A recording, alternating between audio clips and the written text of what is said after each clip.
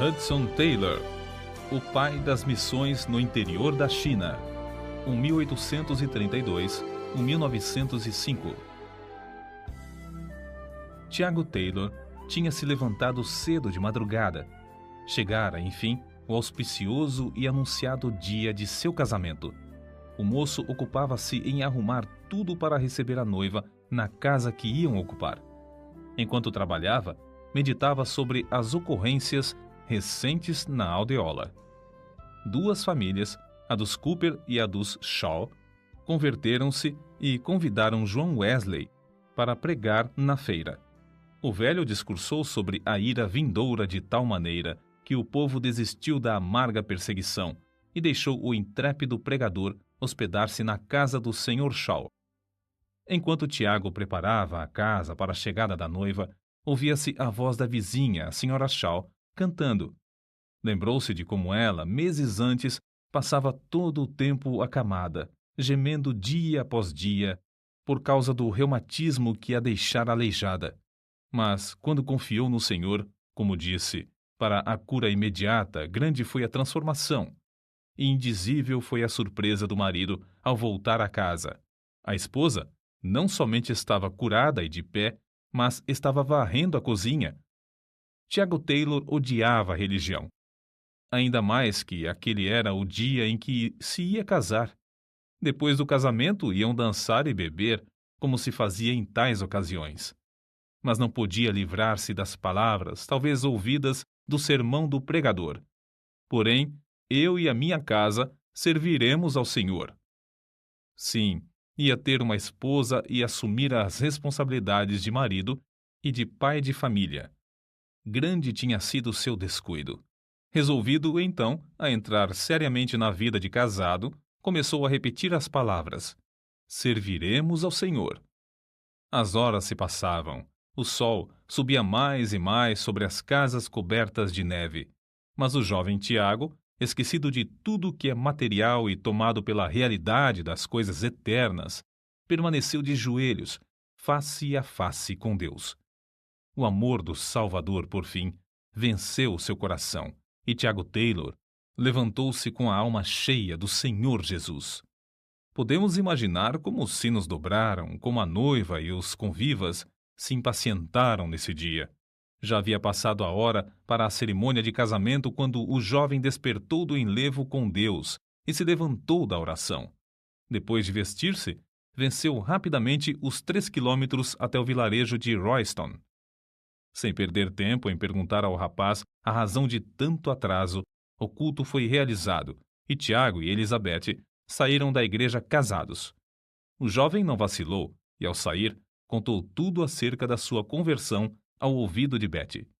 Ao ouvir o que ele relatava, exclamou em tom de desespero: casei-me então com um desses metodistas. Não houve dança nesse dia. A voz e o violino do noivo foram usados para glorificar o mestre. Betty, apesar de saber em seu coração que Tiago tinha razão, continuou a resistir e a queixar-se dia após dia. Então, certa feita, quando se mostrava ainda mais contrariada, o robusto Tiago levantou-a nos braços e a levou para o quarto, onde ajoelhou-se ao seu lado, derramando a sua alma em oração por ela. Comovida pela profundeza da mágoa e cuidado que Tiago sentia por sua alma, ela começou a sentir também seu pecado. No dia seguinte, de joelhos, ao lado do marido, Elizabeth Taylor clamou a Deus, renunciando à vaidade do mundo e entregando-se a Cristo. É assim com os bisavós que começa a verdadeira biografia do herói da fé, Hudson Taylor. Os avós e os pais, por sua vez, criaram seus filhos no mesmo temor de Deus. Num memorável dia, antes do nascimento de Hudson, o primogênito da família, o pai procurou a sua esposa para conversar sobre uma passagem das Escrituras que o impressionava profundamente. Na sua Bíblia, leu para ela uma parte dos capítulos 13 de Êxodo e 3 de Números. Santifica-me todo o primogênito, todo o primogênito meu é, meus serão, apartarás para o Senhor. Os dois conversaram muito tempo sobre o gozo que esperavam ter. Então, de joelhos, entregaram seu primogênito ao Senhor, pedindo que, desde já, ele o separasse para a sua obra. Tiago Taylor, o pai de Hudson, não somente orava fervorosamente por seus 5 filhos, mas ensinou-os a pedirem detalhadamente a Deus todas as coisas. Ajoelhados diariamente ao lado da cama, o pai colocava o braço ao redor de cada um enquanto orava insistentemente por eles. Desejava que cada membro da família passasse ao menos meia hora todos os dias perante Deus, renovando a alma por meio de oração e estudo das Escrituras. A porta fechada do quarto da sua mãe, diariamente ao meio-dia, apesar das suas constantes e inumeráveis obrigações, tinha também grande influência sobre todos, pois sabiam que ela, assim, se prostrava perante Deus para renovar suas forças e para que o próximo se sentisse atraído ao amigo invisível que habitava nela. Não é de admirar, portanto, que, ao crescer, Hudson se consagrasse inteiramente a Deus. O grande segredo do seu incrível êxito é que, em tudo que carecia, no sentido espiritual ou material, recorria a Deus e recebia dos tesouros infinitos. Contudo, não devemos julgar que a mocidade de Hudson Taylor fosse isenta de grandes lutas. Como acontece com muitos, o moço chegou à idade de 17 anos sem reconhecer a Cristo como seu Salvador. Acerca disso, ele escreveu mais tarde: "Pode ser coisa estranha, mas sou grato pelo tempo que passei no ceticismo. O absurdo de crentes que professam crer na Bíblia, enquanto se comportam justamente como se não existisse tal livro, era um dos maiores argumentos dos meus companheiros céticos. Frequentemente afirmava que, se eu aceitasse a Bíblia, ao menos faria tudo para seguir o que ela ensina, e, no caso de achar que tal coisa não era prática, lançaria tudo fora. Foi essa a minha resolução quando o Senhor me salvou. Acho que, desde então, realmente provei a palavra de Deus. Certamente nunca me arrependi de confiar nas suas promessas ou de seguir a sua direção. Quero relatar, então, como Deus respondeu às orações da minha mãe e da minha querida irmã por minha conversão. Certo dia, para mim inesquecível, para me divertir, escolhi um tratado na biblioteca de meu pai. Pensei em ler o começo da história e não ler a exortação do fim. Eu não sabia o que acontecia, ao mesmo tempo, no coração da minha querida mãe, que estava a mais de 100 quilômetros de casa. Ela levantara-se da mesa anelando a salvação de seu filho. Estando longe da família e livre da lida doméstica, entrou no seu quarto resolvida a não sair antes de receber a resposta às suas orações. Orou hora após hora, até que, por fim, só podia louvar a Deus. O Espírito Santo revelou-lhe que o filho por quem orava já se havia convertido. Eu, como já mencionei, fui dirigido ao mesmo tempo a ler o tratado. Fui atraído pelas palavras "a obra consumada".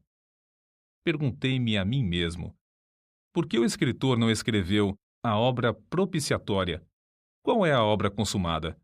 Então, vi que a propiciação de Cristo era plena e perfeita. Toda a dívida de nossos pecados ficou paga, e não restava coisa alguma que eu fizesse. Então, raiou em mim a gloriosa convicção. Fui iluminado pelo Espírito Santo para reconhecer que eu somente precisava prostrar-me e, aceitando ao Salvador e a sua salvação, louvá-lo para todo sempre.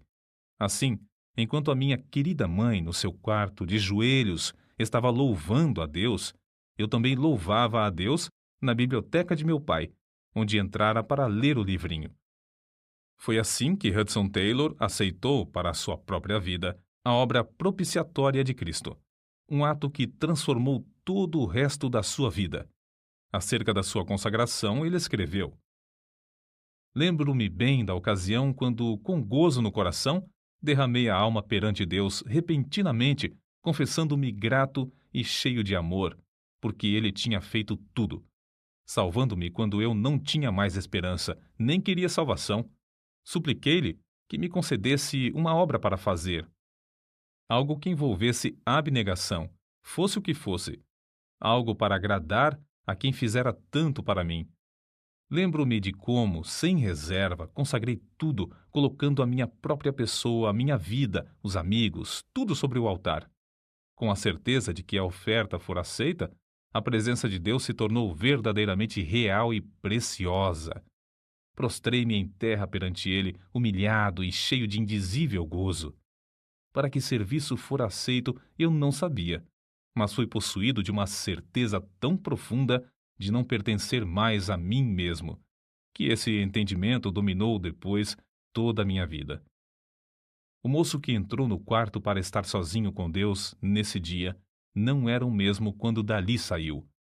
Um alvo e um poder se apossaram dele. Não mais ficou satisfeito em somente alimentar a sua própria alma nos cultos. Começou a sentir a sua responsabilidade para com o próximo.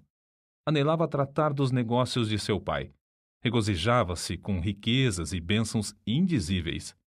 E, como os leprosos no arraial dos Círios, Hudson e sua irmã, Amélia, diziam: Não fazemos bem. Este dia é de boas novas e nos calamos. Desistiram, pois, de assistir aos cultos aos domingos à noite e saíram para anunciar a mensagem de casa em casa entre as classes mais pobres da cidade. Mas Hudson Taylor não se sentia satisfeito. Sabia que ainda não estava no centro da vontade de Deus. Na angústia de seu espírito, como aquele da antiguidade, clamou: Não te deixarei ir se me não abençoares. Então, sozinho e de joelhos, surgiu na sua alma um grande propósito. Se Deus rompesse o poder do pecado e o salvasse em espírito, alma e corpo para toda a eternidade, ele renunciaria a tudo na terra para ficar sempre ao seu dispor. Acerca dessa experiência, ele mesmo expressou: Nunca me esquecerei do que senti então. Não há palavras para descrever. Senti-me na presença de Deus, entrando numa aliança com o Todo-Poderoso. Pareceu-me que ouvi enunciadas as palavras: Tua oração é ouvida. Todas as condições são aceitas. Desde então, nunca duvidei da convicção de que Deus me chamava a trabalhar na China. A chamada de Deus, apesar de Hudson Taylor quase nunca a mencionar, ardia como um fogo dentro do seu coração. A seguir, a transcrição de um trecho de uma das cartas enviada à sua irmã. Imagina, centenas de milhões de almas sem Deus, sem esperança, na China. Parece incrível.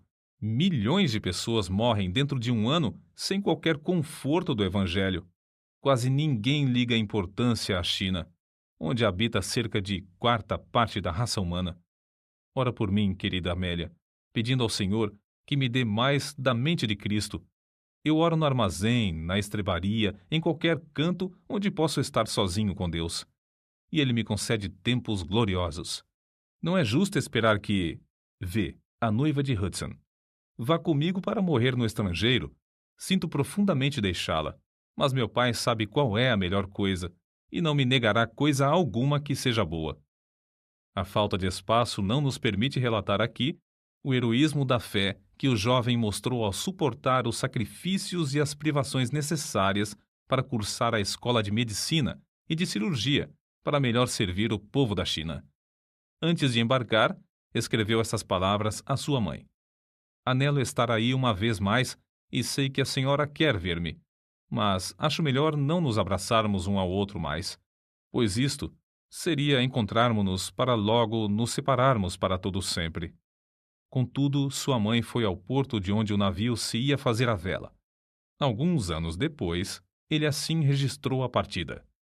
Minha querida mãe, que agora está com Cristo, veio a Liverpool para despedir-se de mim. Nunca me esquecerei de como ela entrou comigo no camarote em que eu ia morar quase 6 longos meses. Com o carinho de mãe, endireitou os cobertores da pequena cama, assentou-se ao meu lado e cantamos o último hino antes de nos separarmos um do outro. Ajoelhamo-nos e ela orou. Foi a última oração de minha mãe antes de eu partir para a China. Ouviu-se então o sinal para que todos os que não eram passageiros saíssem do navio. Despedimo-nos um do outro, sem a esperança de nos encontrarmos outra vez.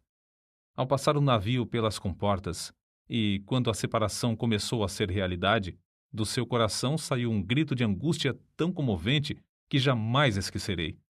Foi como se meu coração fosse traspassado por uma faca. Nunca reconheci tão plenamente até então o que significam as palavras: pois assim amou Deus ao mundo. Estou certo de que a minha preciosa mãe, nessa ocasião, chegou a compreender mais do amor de Deus para com um mundo que perece do que em qualquer outro tempo da sua vida. Oh, como se entristece o coração de Deus ao ver como seus filhos fecham os ouvidos à chamada divina para salvar o mundo pelo qual seu amado, seu único filho, sofreu e morreu.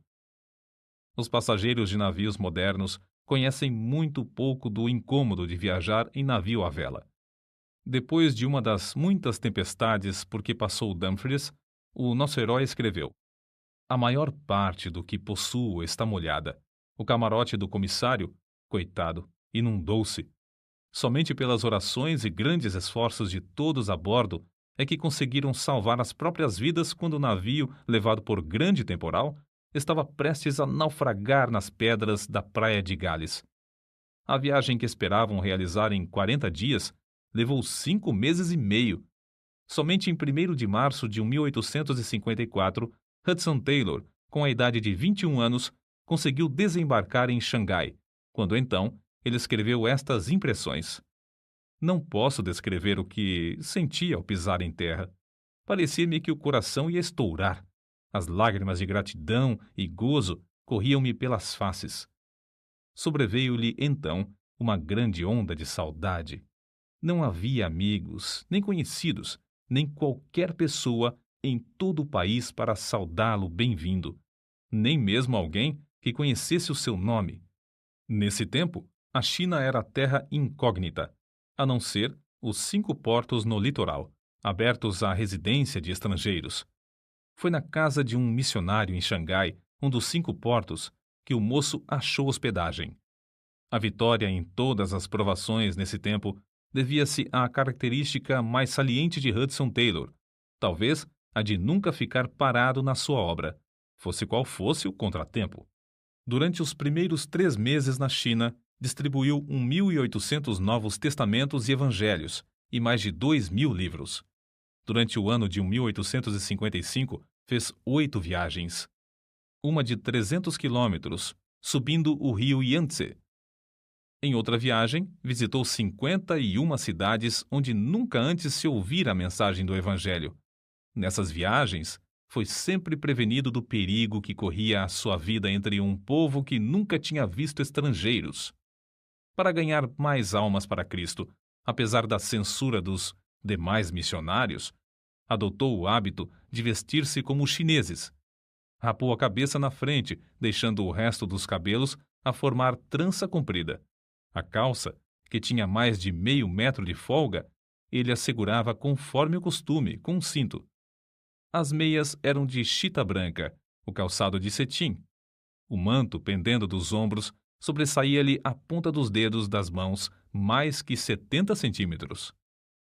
Mas uma das cruzes mais pesadas que o nosso herói teve de levar foi a falta de dinheiro, quando a missão que o enviara se achava sem recursos.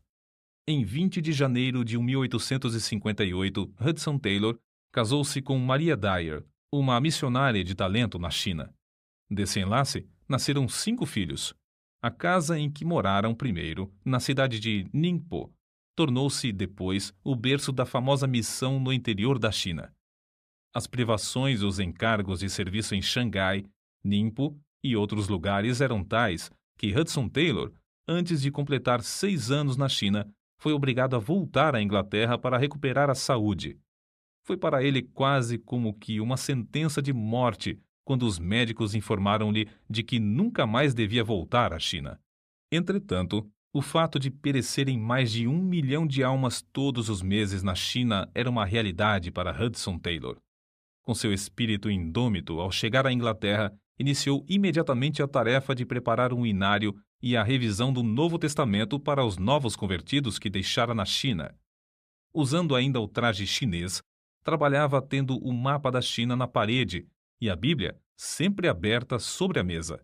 Depois de alimentar-se e fartar-se da palavra de Deus, fitava o mapa, lembrando-se dos que não tinham tais riquezas. Todos os problemas ele os levava a Deus. Não havia coisa alguma demasiado grande, nem tão insignificante, que não fosse deixada com o Senhor em oração. Em razão de suas atividades, estava tão sobrecarregado de correspondência e nos trabalhos dos cultos em prol da China, que após a sua chegada passaram-se mais de 20 dias antes de conseguir abraçar seus queridos pais em Barnsley. Passava às vezes a manhã, outras vezes à tarde, em jejum e oração. O trecho seguinte, escrito por ele, mostra como a sua alma continuou a arder pela obra missionária através de seus discursos nas igrejas da Inglaterra. Havia a bordo, entre os companheiros de viagem, certo chinês que se chamava Pedro.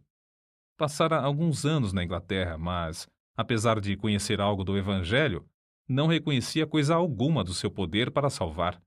Senti-me ligado a ele e esforcei-me em orar e falar para levá-lo a Cristo. Mas quando o navio se aproximava de Sun Qiang e eu me preparava para ir à terra pregar e distribuir tratados, ouvi o grito de um homem que caíra na água. Fui ao convés com os outros e Pedro tinha desaparecido. Imediatamente arriamos as velas, mas a correnteza da maré era tal que não tínhamos a certeza do lugar onde o homem caíra. Vi alguns pescadores próximos que usavam uma rede varredora. Angustiado, clamei: venham passar a rede aqui, pois um homem está morrendo afogado. Veb bin, foi a resposta inesperada. Isto é, não é conveniente. Não falem se é ou não conveniente. Venham depressa antes que o homem pereça. Estamos pescando. Eu sei, mas venham imediatamente e pagarei bem. Quanto nos quer dar? $5, mas não fiquem conversando. Salvem o homem sem demora. $5 não basta, responderam eles. Não faremos por menos de $30. Mas não tenho tanto, darei tudo o que eu tenho. Quanto tem o senhor? Não sei, porém não é mais do que $14. Então os pescadores vieram e passaram a rede no lugar indicado. Logo a primeira vez, apanharam o corpo do homem. Mas todos os meus esforços para restaurar-lhe a respiração foram inúteis. Uma vida fora sacrificada pela indiferença dos que podiam salvá-la quase sem esforço. Ao ouvirem contar essa história, uma onda de indignação passou por todo o grande auditório.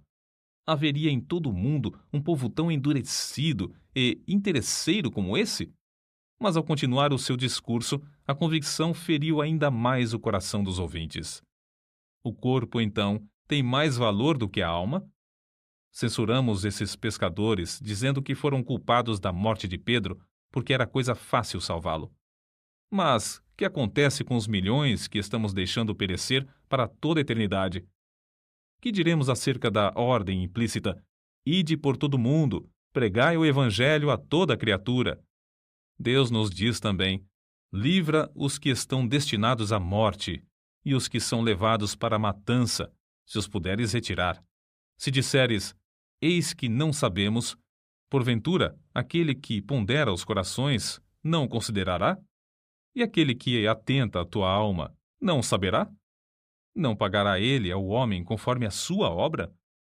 Credes que cada pessoa entre esses milhões na China tem uma alma imortal e que não há outro nome debaixo do céu, dado entre os homens, a não ser o precioso nome de Jesus, pelo qual devamos ser salvos? Credes que ele só, é o caminho, a verdade e a vida, e que ninguém vai ao Pai, senão por ele? Se assim o credes, examinai-vos a vós mesmos, para ver se estáis fazendo todo o possível para levar seu nome a todos. Ninguém deve dizer que não é chamado para ir à China. Ao enfrentar tais fatos, todas as pessoas precisam saber se têm uma chamada para ficar em casa.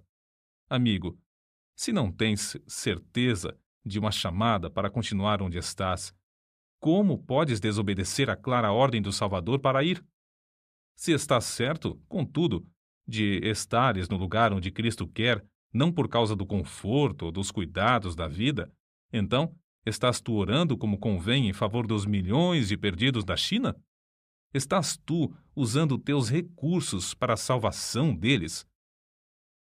Certo dia, não muito depois de haver regressado à Inglaterra, Hudson Taylor veio a saber que o número de missionários evangélicos na China diminuíra em vez de aumentar. Apesar de a metade da população pagã estar na China, o número de missionários, durante o ano, tinha diminuído de 115 para somente 91. Começaram a soar aos ouvidos do missionário estas palavras: Quando eu disser ao ímpio, certamente morrerás, não avisando tu, não falando para avisar o ímpio acerca do seu caminho ímpio para salvar a sua vida, aquele ímpio morrerá na sua maldade, mas o seu sangue da tua mão o requererei. Era um domingo, 25 de junho de 1865, pela manhã.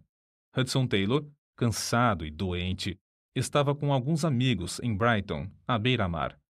Mas, não podendo suportar mais o regozijo da multidão na casa de Deus, retirou-se para andar sozinho nas areias da maré vazante. Tudo em redor era paz e bonança, mas na alma do missionário rugia uma tempestade. Por fim, com alívio indizível, clamou: Tu, Senhor, tu podes assumir todo o encargo. Com tua chamada, e como teu servo, avançarei, deixando tudo nas tuas mãos. Assim, a missão no interior da China foi concebida na sua alma, e todas as etapas do seu progresso realizaram-se por seus esforços. Na calma do seu coração, na comunhão profunda e indizível com Deus, originou-se a missão. Com o lápis na mão, abriu a Bíblia e, enquanto as ondas do vasto mar batiam aos seus pés, escreveu as simples, mas memoráveis palavras: Em 25 de junho de 1865, orei em Brighton pedindo 24 trabalhadores competentes e dispostos. Mais tarde, recordando-se da vitória dessa ocasião, escreveu: Grande foi o alívio de espírito que senti ao regressar da praia. Depois de findar o conflito, tudo era gozo e paz. Parecia que me faltava muito pouco para voar até a casa do Sr. Pierce. Na noite desse dia, dormi profundamente. A querida esposa achou que a visita a Brighton serviu para renovar-me maravilhosamente.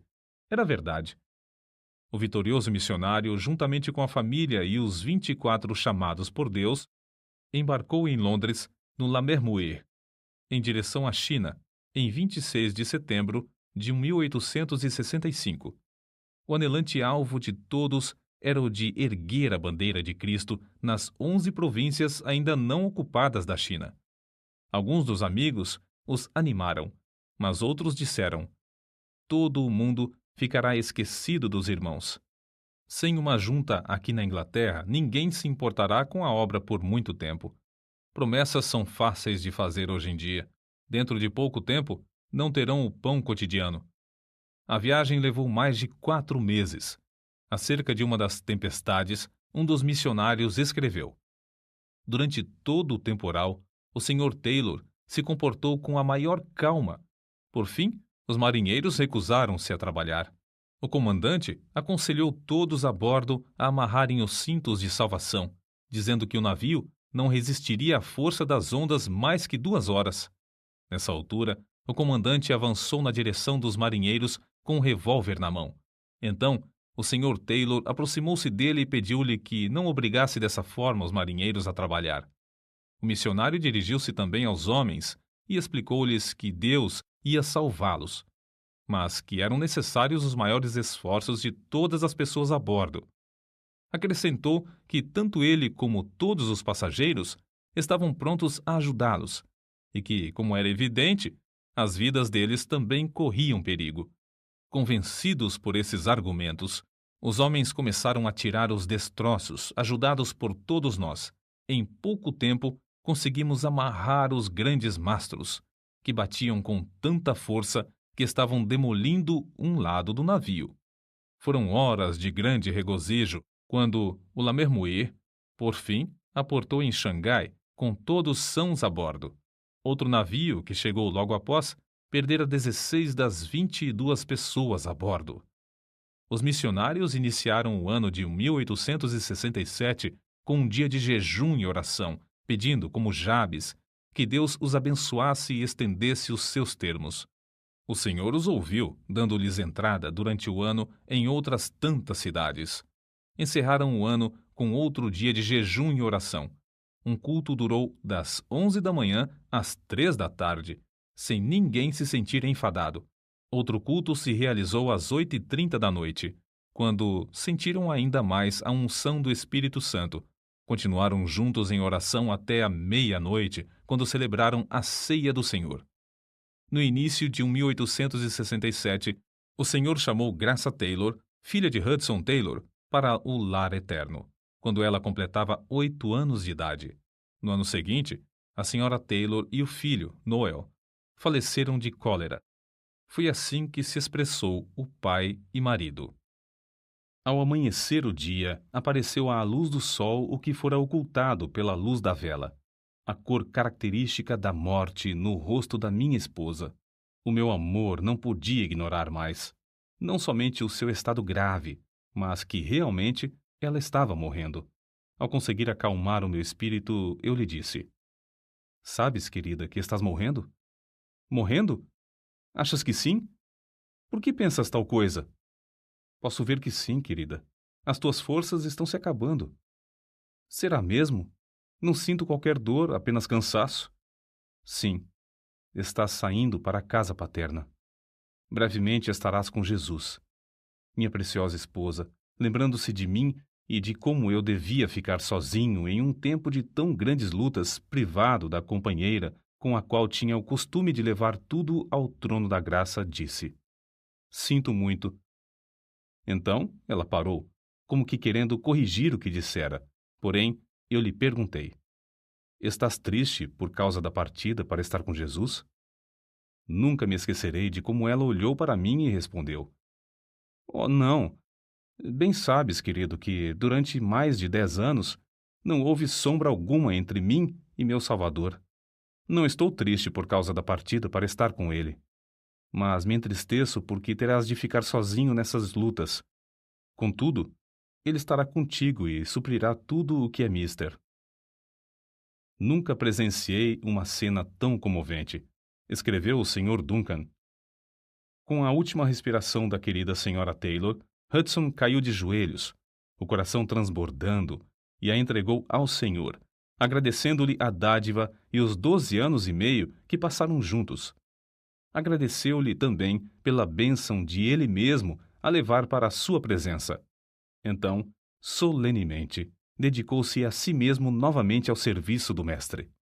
Não é de supor que Satanás deixasse a missão no interior da China invadir seu território com 24 outros obreiros, sem incitar o povo à maior perseguição. Foram distribuídos em muitos lugares impressos atribuindo aos estrangeiros os mais horripilantes e bárbaros crimes, especialmente aos que propagavam a religião de Jesus. Alvoroçaram-se cidades inteiras, e muitos dos missionários tiveram de abandonar tudo e fugir para escapar com vida. Quase 6 anos depois de o grupo do Lammermuir haver desembarcado na China, Hudson Taylor precisou voltar novamente para a Inglaterra. Durante o tempo em terras chinesas, a missão aumentou de 2 estações, com 7 obreiros, para 13 estações, com mais de 30 missionários e 50 obreiros, estando separadas as estações uma da outra por uma média de 120 quilômetros. Foi durante essa visita à Inglaterra que Hudson Taylor se casou com Miss Faulding, também fiel e provada missionária na China.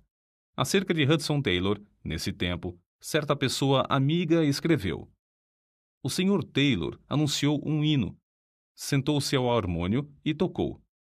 Não fui atraído por sua personalidade. Era de físico franzino e voz mansa. Como os demais jovens, eu julgava que uma grande voz sempre acompanhava um verdadeiro prestígio. Mas quando ele disse 'oremos' e nos dirigiu em oração, mudei de parecer. Eu nunca ouvi alguém orar como ele. Havia na sua oração uma ousadia, um poder, que fez todas as pessoas presentes se humilharem e se sentirem na presença de Deus. Falava face a face com Deus, como um homem fala com um amigo. Sem dúvida, tal oração era fruto de longa permanência com o Senhor. Era como o orvalho descendo dos céus. Tenho ouvido muitos homens orarem, mas não ouvi ninguém como o Sr. Taylor e o Sr. Spurgeon. Ninguém, depois de ouvir como esses homens oravam, pode esquecer-se de tais orações. Foi a maior experiência da minha vida ouvir o Sr. Spurgeon. Era como se ele tivesse tomado a mão do auditório de 6.000 pessoas e as levado ao Santo dos Santos. E ouvir o Sr. Taylor rogar pela China era reconhecer algo do que significa a súplica fervorosa do justo. Foi em 1874 quando, com a esposa, subiam o grande rio Yangtze e ele meditava sobre as 9 províncias que se estendiam dos trópicos de Burma ao planalto da Mongólia e as montanhas do Tibete, que Hudson Taylor escreveu. A minha alma anseia e o coração arde pela evangelização de centenas de milhões de habitantes dessas províncias sem obreiros. Oh, se eu tivesse 100 vidas a dar ou gastar por eles! Mas, no meio da viagem, receberam notícias da morte da fiel missionária Amelia Bletchley, na Inglaterra. Ela não somente cuidava dos filhos do Sr. Taylor, mas também servia como secretária da missão. Grande foi a tristeza de Hudson Taylor ao chegar à Inglaterra e achar não somente os seus queridos filhos separados e espalhados, mas a obra da missão quase paralisada. Mas isso não foi ainda a sua maior tristeza.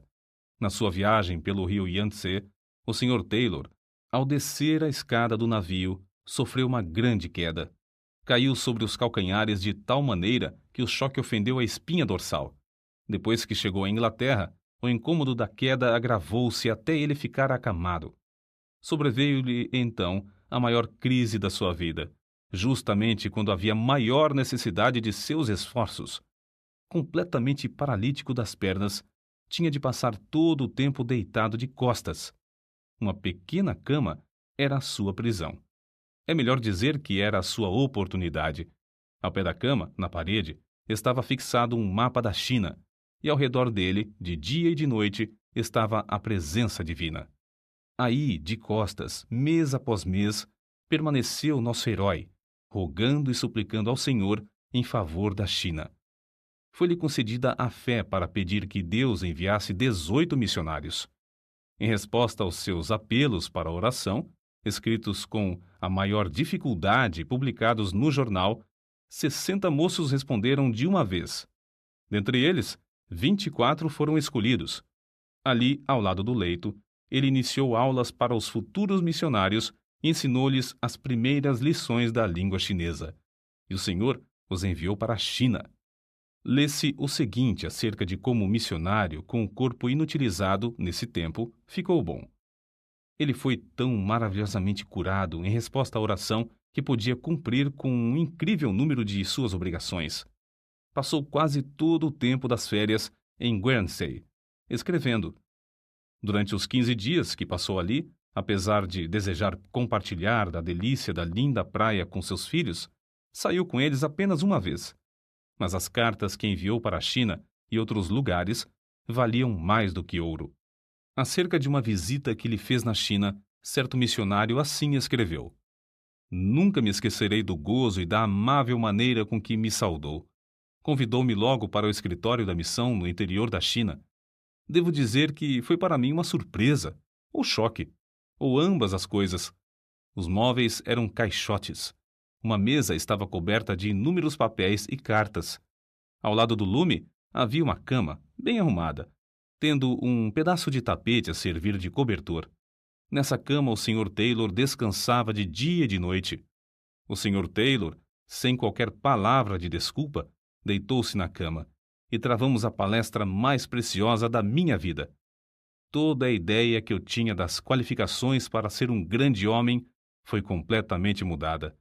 Não havia nele coisa alguma do espírito de superioridade. Vi nele o ideal de Cristo, da verdadeira grandeza, tão evidente que permanece ainda no meu coração, através dos anos, até o presente momento.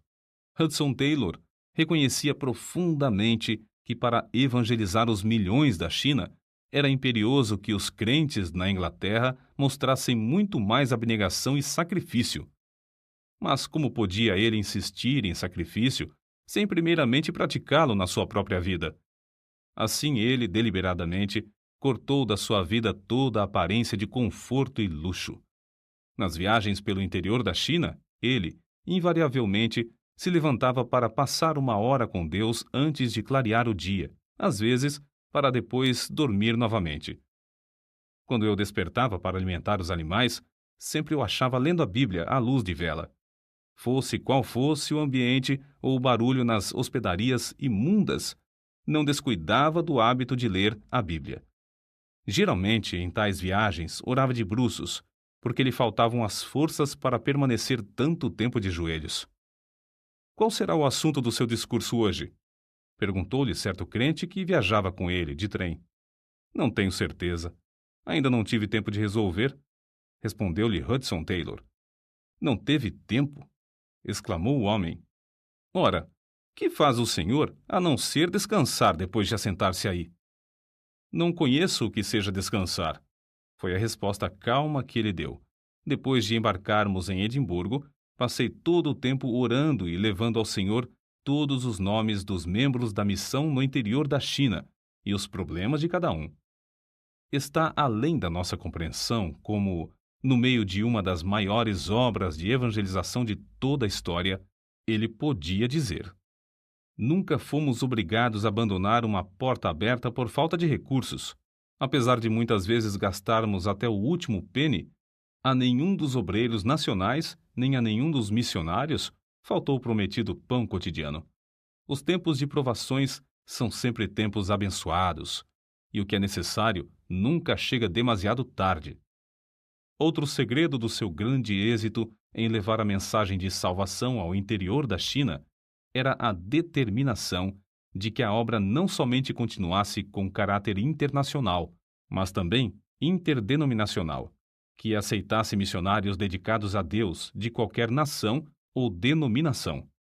Em 1878, ao regressar de uma viagem, começou a orar pedindo que Deus enviasse mais 30 missionários antes de findar o ano de 1879. Considerando o dinheiro necessário para pagar as passagens e sustentar tantas pessoas, podemos dizer que a sua fé era grande. Pois bem, 28 pessoas com os corações acesos pelo desejo de salvação dos perdidos na China, confiando em Deus para o seu sustento diário, embarcaram antes de findar o ano de 1878 e ainda outros 6 em 1879. Conversando com um companheiro de lutas na cidade de Wuchang, Hudson Taylor começou a enumerar os pontos estratégicos com os quais deviam começar logo a evangelizar os 2 milhões de habitantes do vale do grande rio Yangtze e o do seu tributário, o rio Han. Com menos de 50 ou 60 novos obreiros, a missão não podia dar tal passo, e a própria missão não tinha mais de um total de 100. Contudo, a Hudson Taylor foi dada a fé de pedir outros 70, lembrando-se das palavras: designou o Senhor ainda outros 70. Reunimo-nos hoje para passar o dia em jejum e oração, escreveu Hudson Taylor em 30 de junho de 1872. O Senhor nos abençoou grandemente. Alguns passaram a maior parte da noite em oração. O Espírito Santo nos encheu até nos parecer impossível receber mais sem morrer. Em certo culto, durante quase 2 horas, louvaram ininterruptamente a Deus pelos 70 obreiros já recebidos pela fé. Na realidade, foram recebidos mais do que 70, e dentro do prazo marcado. O Senhor conduziu a missão, pouco a pouco, para uma visão ainda mais larga. Levou os obreiros a pedirem ao Senhor outros 100 em 1887. Assim disse o Sr. Stephenson: se me mostrassem uma foto de todos os 100, batida aqui na China, não seria mais real do que realmente é. Contudo, Hudson Taylor não iniciou precipitadamente o programa de orar e se esforçar para receber mais 100 missionários. Como sempre, devia ter certeza da direção de Deus antes de resolver orar e se esforçar para alcançar o alvo. 6 vezes mais do que o número que pediram se ofereceram para ir. Mas a missão rejeitou fielmente a todos os que não concordaram com os princípios declarados desde o início. Assim, exatamente o número pedido embarcou para a China. Não foram 101, nem 99, mas exatamente 100. Depois da visita de Hudson Taylor ao Canadá, aos Estados Unidos e à Suécia em 1888 e 1889, a missão no interior da China gozou de um dos maiores impulsos para avançar em todos os anais da história de missões.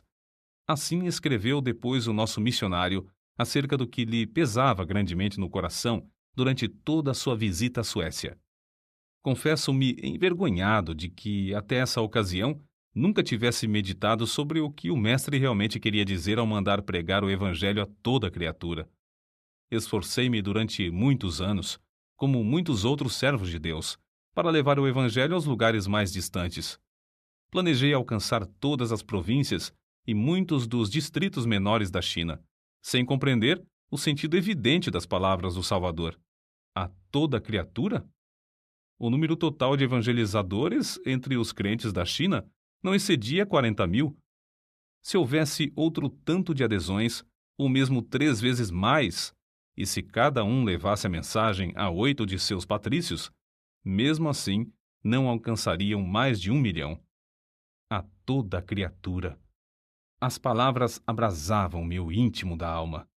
Mas, como a igreja e eu mesmo falhávamos em aceitá-las justamente como Cristo queria, isto eu percebi então. Para mim, havia apenas uma saída, a de obedecer. Qual será a nossa atitude para com o Senhor Jesus Cristo quanto a essa ordem? Suprimiremos o título Senhor, que lhe foi dado, para reconhecê-lo apenas como nosso Salvador?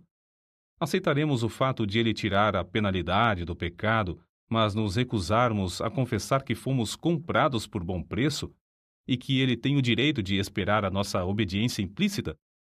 Diremos que somos os nossos próprios senhores, prontos a conceder-lhe apenas o que lhe é devido, a ele, que nos comprou com seu próprio sangue, com a condição de não pedir demasiado? As nossas vidas, os nossos queridos, as nossas possessões são somente nossas, não são dele? Daremos o que acharmos conveniente e obedeceremos à sua vontade somente se ele não nos pedir demasiado sacrifício? Estamos prontos a deixar Jesus Cristo nos levar aos céus, mas não queremos que esse homem reine sobre nós? Os corações de todos os filhos de Deus rejeitarão, certamente, uma afirmação assim formulada. Mas não é verdade que inumeráveis crentes em todas as gerações se comportaram tal como se isso fosse a base própria para suas vidas? São poucas as pessoas que o povo de Deus que reconhecem a verdade de que ou Cristo é o Senhor de tudo, ou então não é Senhor de coisa alguma. Se somos nós que julgamos a palavra de Deus e não a palavra que nos julga, se concedemos a Deus somente o quanto quisermos, então somos nós os senhores, e ele o nosso devedor, e, consequentemente, ele deve ser grato pela esmola que lhe concedemos. Deve sentir-se obrigado por nossa concordância aos seus desejos.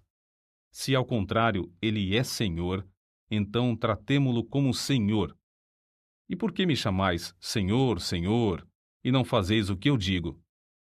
Foi assim que Hudson Taylor, sem esperar, alcançou a mais larga visão da sua vida, a visão que dominou a última década de seu serviço. Com os cabelos já grisalhos, após 57 anos de experiência, enfrentou um novo sentido de responsabilidade com a mesma fé e confiança que o caracterizavam quando era mais novo. Sua alma ardia ao meditar nos alvos antigos. Ficou ainda mais firme ao executar a visão de outrora. Foi assim que sentiu a direção de unificar todos os grupos evangélicos que trabalhavam na evangelização da China em torno de um mesmo alvo: orar e se esforçar para que fosse aumentado o número de missionários, enviando à China outros 1.000 dentro de 5 anos. O número exato enviado à China durante esse prazo foi de 1.153. Não é, pois, de admitir que as forças físicas de Hudson Taylor começassem a faltar. Não tanto pelas privações e cansaço das viagens contínuas, nem pelos esforços incansáveis em escrever e pregar, nem pelo peso das grandes e inumeráveis responsabilidades de dirigir a missão no interior da China. Os que o conheciam intimamente sabiam que era um homem gasto de tanto amar. A gloriosa colheita de almas na China aumentava cada vez mais, mas a situação política do país piorava dia após dia até culminar na carnificina dos Boxers, no ano de 1900, quando centenas de crentes foram mortos. Somente da missão no interior da China pereceram 58 missionários e 21 de seus filhos. Hudson Taylor e sua esposa estavam novamente na Inglaterra quando começaram a chegar telegrama após telegrama, avisando-os dos horripilantes acontecimentos na China.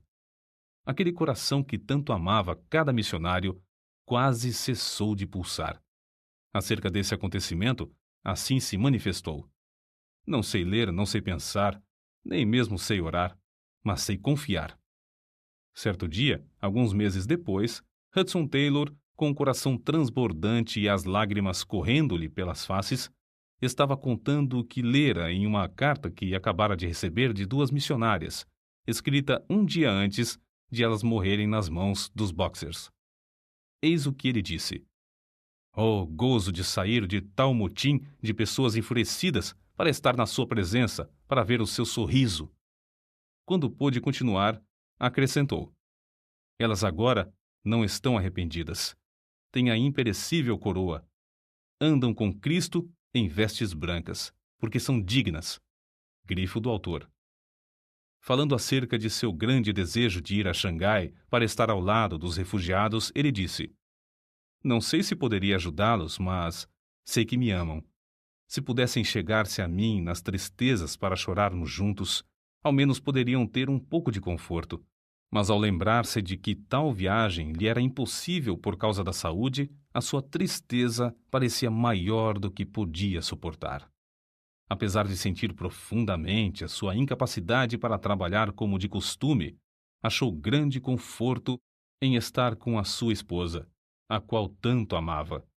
Findara o tempo em que deviam passar longos meses e anos separados um do outro, nas lutas em tantos lugares. Foi em 30 de julho de 1904 que sua esposa faleceu. "Não sinto nada de dor, dizia ela, apesar da ânsia em respirar. Então, de madrugada, percebendo a angústia de espírito do seu marido, pediu-lhe que orasse rogando ao Senhor que a levasse logo. Foi a oração mais difícil da vida de Hudson Taylor, mas, pelo amor que lhe tinha, ele orou pedindo a Deus que libertasse o espírito da sua esposa. Logo que orou, dentro de 5 minutos, cessou a ânsia. E não muito depois, ela adormeceu em Cristo. A desolação de espírito que Hudson Taylor sentiu depois da partida da sua fiel companheira era indescritível. Todavia, achou indizível paz nesta promessa. "A minha graça te basta." Começou a recuperar as forças físicas e, na primavera, fez a sua 7ª viagem aos Estados Unidos. Dali, fez a última viagem à China, desembarcando em Xangai em 17 de abril de 1905. O valente líder da missão, depois de tão prolongada ausência, foi recebido em todos os lugares com grandes manifestações de amor e estima da parte dos missionários e crentes, especialmente dos que escaparam dos intraduzíveis espetáculos da insurreição dos Boxers. Em Xinjiang, o veterano missionário visitou o cemitério onde estão gravados os nomes de 4 filhos e o da esposa. As recordações eram motivo de grande gozo, isto é, o dia da grande reunião se aproximava. No meio da viagem, quando visitava as igrejas na China, sem ninguém esperar, nem ele mesmo, findou a sua carreira na terra. Seu passatempo aconteceu na cidade de Changsha, em 3 de junho de 1905. Sua nora contou o seguinte sobre o ocorrido: "O querido papai estava deitado. Como sempre gostava de fazer, tirou as cartas dos queridos da sua carteira e as estendeu sobre a cama. Baixou-se para ler uma das cartas, perto do candeeiro aceso, colocado na cadeira ao lado do leito. Para que ele não se sentisse demasiadamente incomodado, puxei outro travesseiro e o coloquei por baixo da sua cabeça, e assentei-me numa cadeira ao seu lado. Mencionei as fotografias da revista Missionary Review, que estava aberta sobre a cama. Howard tinha saído para ir buscar algo para comer, quando papai, de repente, virou a cabeça e abriu a boca como se quisesse espirrar. Abriu a boca a segunda e a terceira vez. Não clamou, não pronunciou qualquer palavra, não mostrou qualquer dificuldade para respirar, nada de ânsia. Não olhou para mim e não parecia cônscio. Não era a morte, era a entrada na vida imortal. Seu semblante era de descanso e sossego. Os vincos do rosto feitos pelo peso da luta de longos anos pareciam haver desaparecido em poucos momentos. Parecia dormir como criança no colo da mãe. O próprio quarto parecia cheio de indizível paz. Na cidade de Xinjiang, à beira do grande rio que tem a largura de mais de 2 quilômetros, foi enterrado o corpo de Hudson Taylor. Muitas foram as cartas de condolências recebidas de fiéis filhos de Deus do mundo inteiro. Emocionantes foram os cultos celebrados em vários países em sua memória. Impressionantes foram os artigos e livros impressos acerca das suas vitórias na obra de Deus. Mas as vozes mais destacadas, as que Hudson Taylor mais apreciaria, se pudesse ouvi-las, eram as das muitas crianças chinesas que, cantando louvores a Deus, deitaram flores sobre o seu túmulo.